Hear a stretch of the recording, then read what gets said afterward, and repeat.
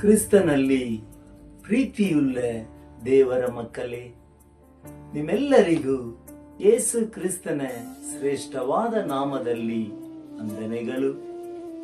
ಈ ದಿನದ ದೇವರ ವಾಕ್ಯ ಕೊಲೊಸೆ 1ನೇ ಅಧ್ಯಾಯ 13ನೇ ವಚನ. ದೇವರು ನಮ್ಮನ್ನು ಅಂಧಕಾರದ ದೊರೆತನದಿಂದ ಬಿಡಿಸಿ ತನ್ನ ಪ್ರಿಯ ಕುಮಾರನ ರಾಜ್ಯದೊಳಗೆ ಸೇರಿಸಿದನು.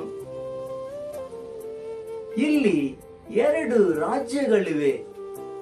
ಒಂದು ಅಂಧಕಾರದ ರಾಜ್ಯ, 2 ಪ್ರಿಯ ಕುಮಾರನ ರಾಜ್ಯ. ಈ 2ರಲ್ಲಿ ಮನುಷ್ಯನು ಯಾವುದೋ ಒಂದು ರಾಜ್ಯದಲ್ಲಿ ಇರುವವನಾಗಿದ್ದಾನೆ. ಆದರೆ ನೀವು ಅಂಧಕಾರದ ದೊರೆತನದಿಂದ ಬಿಡುಗಡೆ ಹೊಂದಿ ನಿಜವಾದ ಬೆಳಕಾಗಿರುವ ಯೇಸುವಿನ ರಾಜ್ಯದೊಳಗೆ ಪ್ರವೇಶ ಮಾಡಿದ್ದೀರಿ.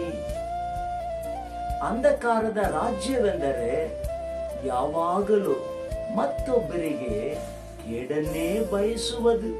ಅಲ್ಲಿ ಬರೀ ಕಣ್ಣೀರು, ದುಃಖ, ವೇದನೆಗಳೇ ಇರುತ್ತವೆ. ಕುಮಾರನ ರಾಜ್ಯವೆಂದರೆ ಒಂದು ಪಾಪಿ ಮಾನಸಾಂತರ ಹೊಂದುವಾಗ ಅವನ ಆತ್ಮವು ಸೈತಾನಿನ ರಾಜ್ಯದಿಂದ ಬಿಡುಗಡೆ ಹೊಂದಿ ಯೇಸು ಕ್ರಿಸ್ತನ ರಾಜ್ಯದಲ್ಲಿ ಸೇರಿಸಲ್ಪಡುವುದು.